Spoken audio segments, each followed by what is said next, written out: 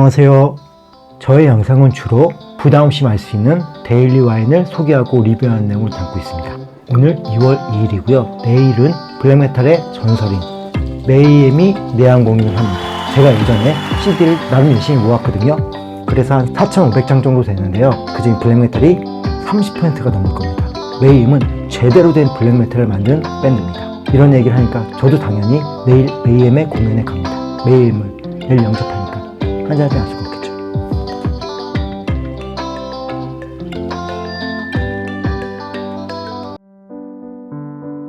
오늘 마시는 와인은요, 루이 엠 마티니 소노마 카운티 까베르네 소비뇽 2018년 빈티지입니다. 이번 2월 세븐일레븐의 할인 와인이고요.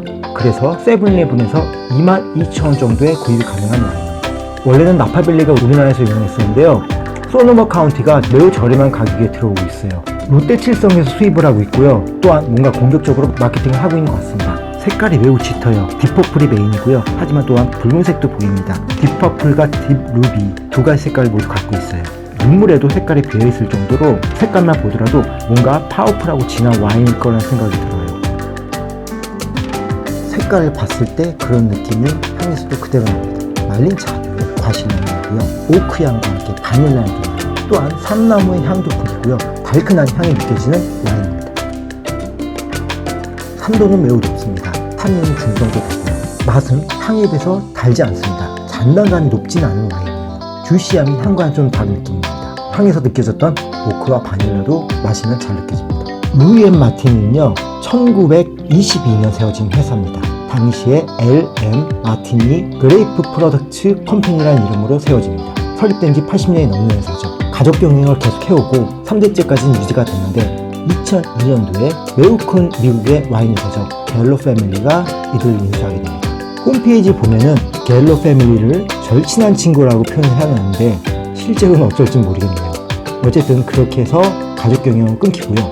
2013년에는요, 마이클 에디가 와인메이커가 되는데 그는 최초의 마티니 가문이 아닌 사람이었습니다. 이제는 마티니 가문은 와인 메이킹에서도 배제가 됐다는 거죠. 이 와인 재밌는 게요, 이 레이블 모양 비슷한 시그니처 시리즈가 있는데요, 홈페이지에 나파밸리랑 알렉산더 밸리는 있는데 소노마 카운티는 없습니다. 엔틱급 와인이다 보니까 홈페이지에 이 와인에 대한 정보가 없는 것 같아요. 시간이 지날수록 과실향이 좀 좋고요, 버터의 느낌이 좀 더 많은 비중을 차지하는 것 같네요. 오늘은 약간은 독특한 음식을 메인으로 준비했습니다. 이거는 순대 수육입니다. 순대가 4,000원인데요 그걸 사용해서 물 넣고 파 넣고 끓이면 꽤 괜찮은 음식이 만들어지더라고요.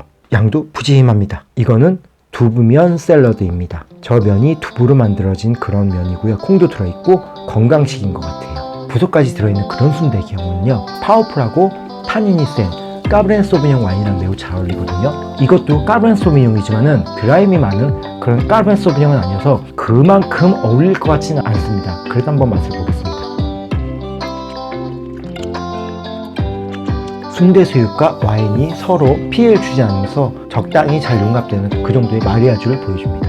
이 와인은 방금 다시 팔았거든요. 그러니까 처음에 잘 익은 과실의 느낌을 많이 보여주네요. 많이 따라서 블렌딩해서 먹기보다는 조금씩 자주 따라서 먹으면 좀 더 프레시한 과실의 느낌과 버터리함에 치우치지 않는 더 좋은 와인의 모습을 보여줄 거라고 생각이 드네요. 와인이 파워풀하다 보니까 샐러드가 와인에 비해서는 좀 밀리는 느낌입니다. 오늘의 BGM은요, 내일 내한하는 바로 그 밴드 메이엠의 곡을 선곡했습니다. 메이엠의 카날지입니다. 이 앨범은요, 메이엠의 보컬리스트였던 데드가 마이크를 잡았던 밴드 모비드 그리고 메이엠의 곡을 넣은 부틀렉입니다. 디셈버 문이라는 모비드의 데모 앨범과 데드가 불렀던 메이엠의 데모곡들, 그런 것들을 모아서 만든 부틀렉이에요. 카날지 같은 경우는 초기의 곡이고요, 정규 앨범에 제대로 녹음돼서 실린 적은 없는 앨범입니다. 그러다 보니까 그나마 이 부틀렉에 있는 스튜디오 버전이 음질이 좋아서 2번 버전으로 제가 선택을 했어요. 초창기다 보니까 블랙메탈의 제대로 된 모습은 보여주지 않고요, 소돔 같은 그런 질주하는 스래시 메탈의 모습을 보여줍니다. 이 곡에서 정말 멋있는 게 헬앤머의 투웨이스 드러밍인데요, 기본적으로 빠르지만 중간에 엄청 빨라지는 그런 부분에서 상당히 드라마틱하게 느껴지더라고요. 질주한 리프 자체도 상당히 좋은 곡입니다. 메인 같은 경우는요, 방금 얘기했던 드러머 헬해머 그리고 베이시스트 맥 러버처 이외에는 멤버가 많이 바뀌었죠. 원래 밴드의 주축은 유로니무스였습니다. 하지만 그는 1993년에 원맨 밴드 버줌의 카운트 그리시나 카운트에 살해를 당하죠. 또한 이프 드랙에서 보컬로 있는 데드도 그 이전인 1991년에 자살을 하죠. 어떻게 보면 핵심 멤버 유로니무스와 유명한 멤버 데드는 없는 상태에서입니다. 데드 같은 경우는 메이엠의 명반 1집을 나오게 하는데 매우 큰 공헌을 하죠. 그의 우울하고 차가운 가사가 메이엠의 음악을 바꾼데 많은 도움이 되었거든요. 필립 안젤무가 판테라에 들어가면서 판테라의 음악이 바뀌었듯이 데드가 들어가면서 메이엠의 음악이 바뀌는 건 사실입니다. 하지만 보컬리스트 같은 경우 매일 오는 아틸라가 명반인 1집에도 참여했고 다양한 목소리를 들려주면서 매우 멋진 보컬을 들려줍니다. 오늘 송구한 곡인 카나지는 셋리스트를 보면 내일 공연에서도 연주할 것이 거의 100% 확실한 곡입니다. 내일 우리나라에서 내한 공연을 하는 메이엠의 곡 카나지는 본문에 링크 시켜드리도록 하겠습니다. 오늘 마시는 루이 앤 마티니 소노마 카운티 까베 소비뇽에 대해서 정리를 해보도록 하겠습니다.